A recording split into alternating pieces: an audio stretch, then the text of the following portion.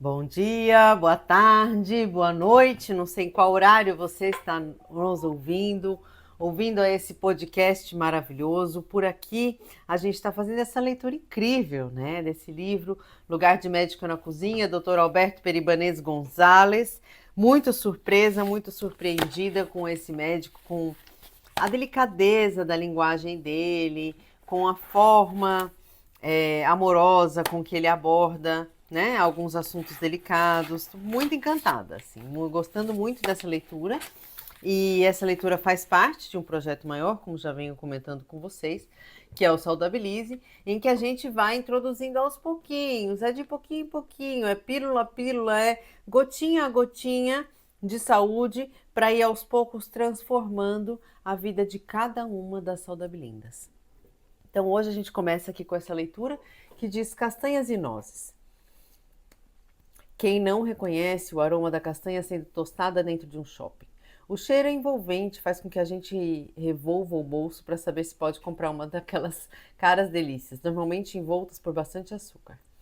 Pois tenho aqui uma ótima notícia, pode economizar esse dinheiro. Pela mesma quantia, vá a uma casa de sementes e compre 200 gramas de castanha do Pará, amêndoas, avelãs ou nozes. Amendoim não é castanha, é leguminosa, mas pode ser incluído nessa turma por suas características de sabor e consistência. Castanhas combinam bem com frutas. Segundo Manuel Lazeta Acharam, frutas e castanhas são um alimento completo. Esse médico chileno, que viveu entre 1881 e 1959, é considerado um dos precursores da moderna medicina natural.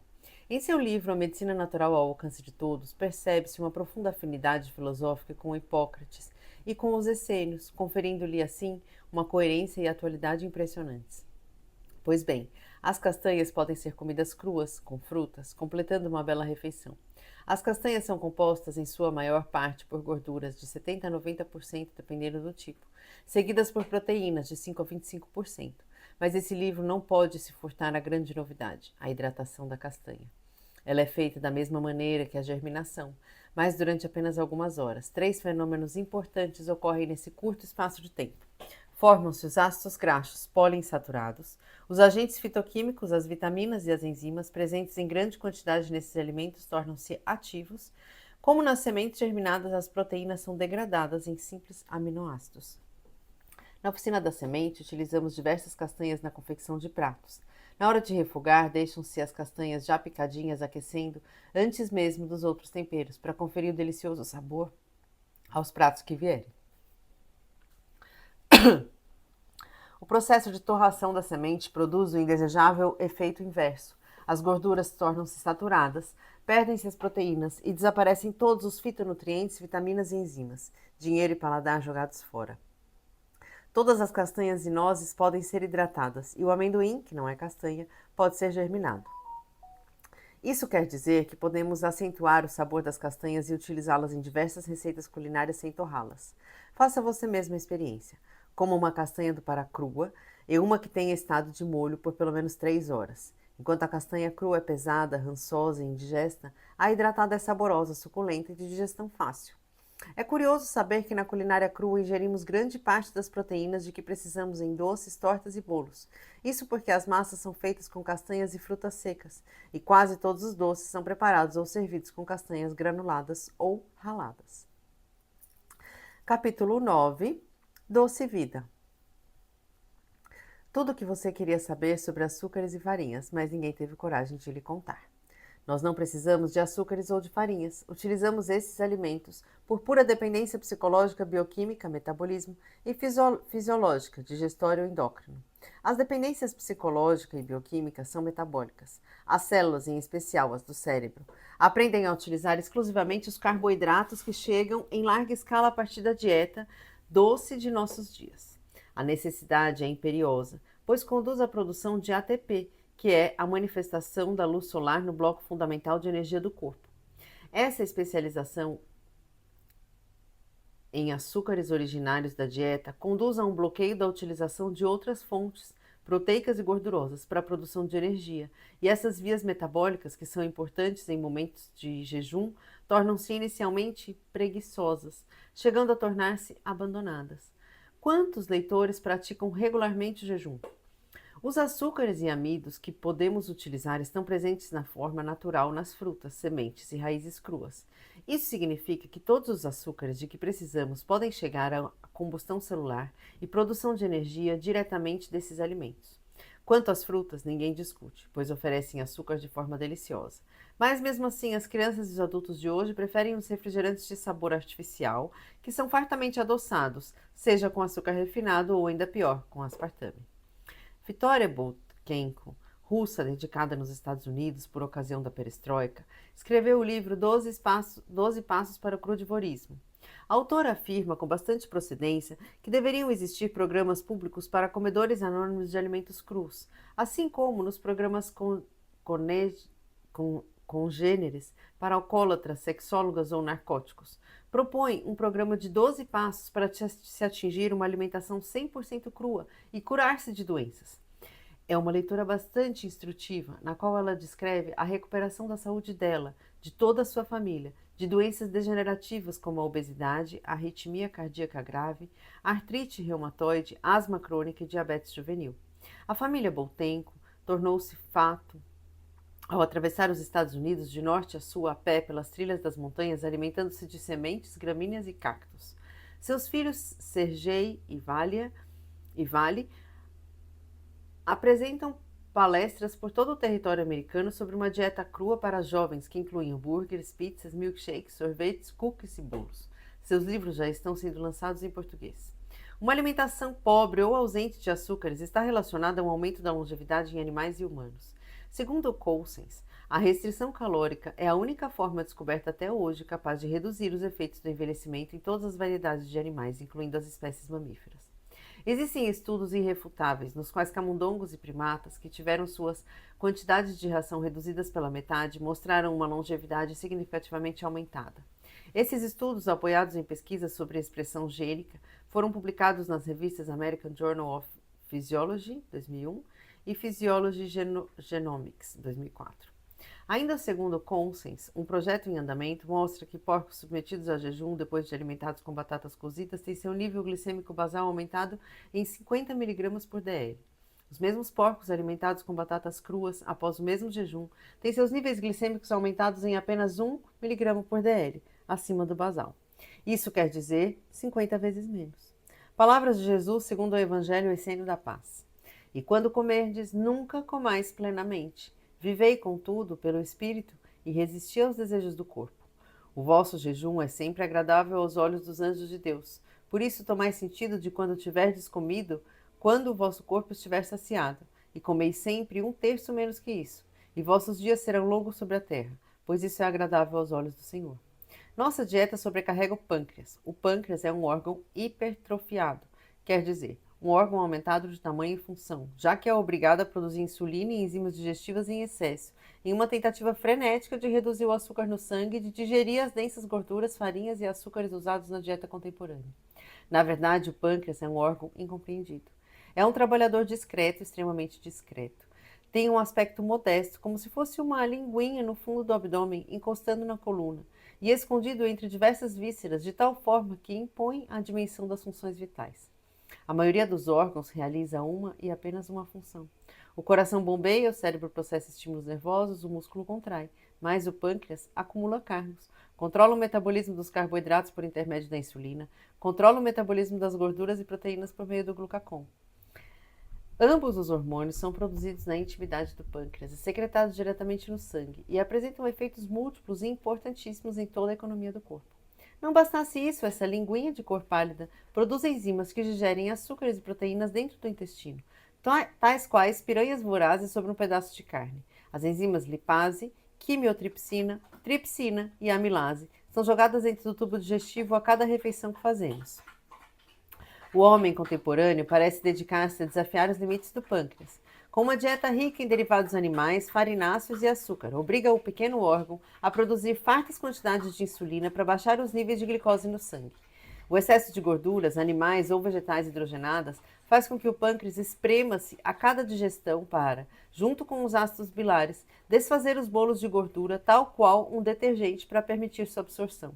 Além disso, o pobre órgão ainda tem que jorrar a enzima amilase para a digestão de carboidratos e produzir copiosas quantias de enzimas tripsina e quimiotripsina para a digestão de proteínas oferecidas em quantidades excessivas. Junte-se a isso o fato de que a dieta contemporânea é praticamente desprovida de enzimas, processada, cozida ou irradiada. Chega ao nosso corpo necessitando de um esforço ainda maior do trabalho digestivo.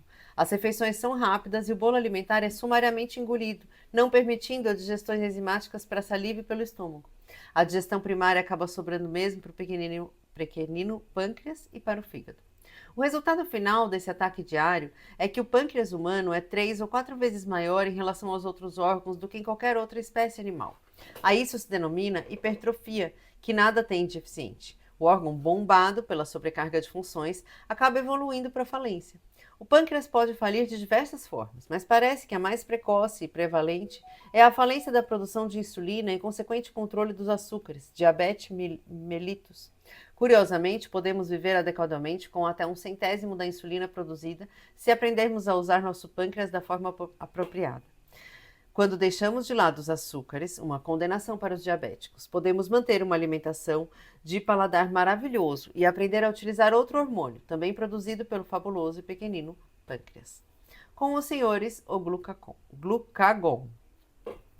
Não só podemos viver perfeitamente com baixas quantidades de insulina, como podemos viver bem. A alimentação crua é naturalmente baixa em calorias e, se bem balanceada, é também rica em proteínas e enzimas, oferece gorduras poliinsaturadas, óleos essenciais à la carte, água estruturada e farta oferta de minerais, os sais da terra. Todos esses elementos conduzem a um novo equilíbrio na relação do corpo com seus combustíveis. Proteínas e gorduras balanceadas em relação aos carboidratos significam uma nova mistura de combustíveis, aptos a fazer funcionar toda uma nova economia corpórea. Sem sentir sequer saudade da insulina, entra em cena o outro hormônio pancreático, o glucagon. O glucagon é produzido em células coladinhas às produtoras de insulina, também no polivalente pâncreas. Se houver toxicidade direta, veneno de escorpião ou retirada completa do órgão, tumores, por exemplo, haverá uma falência total pancreática e a diabetes resultante torna-se realmente dependente da insulina e glucagon externos. Mas em outras formas de diabetes, existe uma alegre alternativa para uma vida normal. Escolher alimentos orgânicos e crus. Já existem diversos programas de nutrição nos Estados Unidos que atendem a população de diabéticos com alimentação viva. O glucagon não é inflamatório, enquanto a insulina é inflamatória. Óleos essenciais. Mais insulina é igual a prostaglandinas PG2. A mídia vem propagando aos 4 ventos os efeitos benéficos dos ácidos graxos do tipo ômega 6, ácido linoleico e seu derivado e ácido gama-linoleico. Só deve ser lembrado que a ingestão desses neutracêuticos, acompanhada de biscoitos, sorvetes, doces e amidos, que elevam os níveis de insulina, é uma tragédia. A insulina transformará os potencialmente benéficos óleos essenciais em venenos, as prostaglandinas PG2. Sobreviverão todos os efeitos diletérios, entre eles o aumento dos sinais inflamatórios, dos quais a dor é o mais evidente. Ocorre também maior agregabilidade plaquetária, o que significa maior propensão a infartos e derrames. O intestino deixa de funcionar, causando prisão de ventre, e por meio de outras rotas que envolvem o próprio intestino e neuromediadores, surge a depressão. Desenvolvem-se problemas na pele, o que se torna seca e vulnerável à psoríase. Todos os processos alérgicos são acelerados. Óleos essenciais mais glucagon é igual prostaldinas, PG1 e PG3. O glucagon, que é produzido na baixa ingestão de glicose, meta alcançável com a culinária adotada nesse livro, é capaz de transformar os óleos essenciais nas prostaglandinas PG1 e PG3, que promovem o bom funcionamento intestinal, que por sua vez aumenta a serotonina disponível e leva a um bem-estar mental. Equilibra também a coagulabilidade do sangue ao inibir a adesão plaquetária de forma fisiológica. Tudo aquilo que a aspirina deseja, mas não consegue. Dá suporte ao sistema imunológico e estimula a produção hormonal da adrenal, da tireoide e da hipófise, incluindo os hormônios de crescimento. Açúcares na dieta aumentam a carga fúngica no organismo. Quase todos nós sabemos que pessoas diabéticas têm propensão a desenvolver micoses, como a candidose oral e do esôfago. Em mulheres, a candidose acomete a cavidade vaginal. Alguns médicos orientam que suas pacientes, mesmo as não diabéticas, reduzam a ingestão de açúcar e conseguem bons resultados, pois os açúcares são fundamentais na nutrição desses laboriosos bichinhos. Diferentemente das bactérias, ainda não foram descritos fungos que tenham função benéfica no organismo. Pelo contrário, as micotoxinas, cocô de fungo, são altamente nocivas para a nossa economia. O termo açúcar abrange uma ampla gama de nutrientes, sendo o açúcar branco e o mascavo duas formas refinadas. Existem na natureza alimentos, grãos e raízes que contêm um alto índice glicêmico. O termo alimento com alto índice glicêmico é mais amplo, pois inclui, além dos açúcares, os alimentos que são convertidos em açúcares dentro do sangue. Alimentos com alto teor glicêmico, açúcares, melado, mascavo e branco. Arroz e batata cozidos, beterraba, biscoitos doces e salgados, bolos de mandioca e trigo, caldo de cana, carboidratos refinados, amidos, farinha de trigo, frutose, glucose de milho, maltose, mel, semolinas, amido de milho, sorbital. Torna-se essencial que esses alimentos sejam reduzidos da dieta para que o terreno biológico volte ao normal e elimine-se a micose que a maioria das pessoas alberga em seu próprio sangue. Algumas pessoas necessitam de uma retirada bem mais radical. Devem ser evitados quaisquer adoçantes com excesso da estévia. A estévia é uma erva que vem sendo utilizada para adoçar os alimentos. Essa planta não apresenta calorias ou carboidratos em sua composição. Na realidade, o esteviosídeo, principal ativo da estévia, é capaz mesmo de reduzir a glicose do sangue. Mas o grande desafio mesmo é chegar a alimentar-se prescindindo dos açúcares e dos sabores doces. Não necessitamos do diagnóstico de diabetes para eliminar os doces alimentares das nossas vidas. Podemos transformar nossas vidas e torná-la doce. Doce, para mim, é o abraço da mulher e das filhas. Doce reunião de amigos. Doces conversas, doces realizações. Mergulhar o corpo, beber, banhar-se e limpar os intestinos com água doce. Além disso, existe um mar de doces ao nosso redor. Melancias, laranjas, limas, tangerinas, cenouras, maçãs, morangos, uvas, abacaxis, cajus, abóboras, ervas doces, água e polpa de coco. Se soubermos combinar bem esses presentes da Mãe Natureza, não faltarão sabores de festa, de alegria, de cálcio, de energia e de crescimento em nossa vida. Doces são drogas que enganam o paladar de crianças em fase de crescimento. Doces são guloseimas cozidas com açúcar. Atingem sensores do paladar que estimulam centros de prazer. São os preferidos das crianças. Existe, no entanto, uma diferença fundamental entre os doces crus, à base de frutas vivas, secas, castanhas, coco e amendoim, e os doces cozidos, com fartas quantidades de açúcar, produtos lácteos adocicados e farinha branca. Enquanto os doces crus com frutas e castanhas adicionam cálcio ao sistema e estimulam a digestão e as bactérias benéficas por serem enzimáticos e probióticos, os doces cozidos na forma de chocolates, biscoitos e doces de confeitaria de casamentos e aniversários empacam a digestão e promovem um massacre na microbiota, flora intestinal benéfica. Sobrecarregam o pâncreas e o fígado, retiram o cálcio dos ossos e dentes, enfraquecem a imunidade e causam desbiose intestinal, promovendo um bolo fecal fétido, seja compacto ou diarreico. O que parece mais perverso nessa história é que adultos, em especial crianças em idade de crescimento, procuram doces por necessidade de cálcio. Na natureza, o cálcio confere sabor doce às frutas que o contêm. Mangas, morangos, bananas, jacas, melancias e o próprio leite são abarrotados de cálcio. Mesmo entre os morangos, serão mais doces aqueles que forem plantados em solos calcários. O açúcar é um impostor, que artificialmente substitui o paladar das fontes de cálcio da natureza e age no organismo de forma inversa. Reduz a absorção de cálcio e a fruta desse mineral dos ossos e dentes. Em sua busca intuitiva e instintiva pelo cálcio, as crianças em idade de crescimento tornam-se mais vulneráveis à dependência químico-metabólica de açúcar. Lucro certo para a assistência médico-dentária, indústria farmacêutica e alimentícia de biscoitos, chicletes e doces para as redes de lanchonete. Crianças podem e devem ser atraídas para o mundo da revitalização por intermédio do colorido mágico e dos sabores estonteantes que só as frutas sabem ter. Elas o fariam de modo natural na sua busca instintiva por cálcio, mas nós adultos as subvertemos com doces biocidas de açúcar. As receitas desse livro incluem, além dos doces crus, alguns tipos de leite de amêndoas, de gergelim, de coco, deliciosos e de fácil aceitação pelas crianças. Tenho tido surpresas gratificantes ao fazer intervenções radicais no cardápio de aniversário das crianças com docinhos e bolos biogênicos. Cheguei a pensar em um grande fiasco por causa da fidelidade do paladar das crianças de hoje, dependentes do açúcar. Mas qual não foi minha surpresa ao ver que a meninada avança nas bolinhas de manga coberta com coco ralado, de amendoim com passas de uva, ou no bolo do aniversário feito com nozes e polpa de coco verde, com o mesmo furor que nos tradicionais brigadeiros e casadinhos de leite condensado e açúcar, não convidados para a festa. Beberam néctares de tangerina, água de coco com baunilha, melancia e não vi nenhuma criança perguntar para o Guaraná ou Coca-Cola. Um pai, sim, reclamou drasticamente. Levou suas crianças, após o aniversário da minha filha, a uma lanchonete. Segundo ele, para que não ficassem tristes. Maravilhoso também foi fazer bolos de casamento à base de figos crus com cobertura de caju e tâmaras de manga com cobertura de nozes, mousses de manga com maracujá, doces de pitanga, sorvetes de banana com canela e ver os adultos avançando. Uma senhora dizia ao repetir pela terceira vez o bolo: "Eu não acredito, eu não acredito." E eu respondia: "Pode comer à vontade."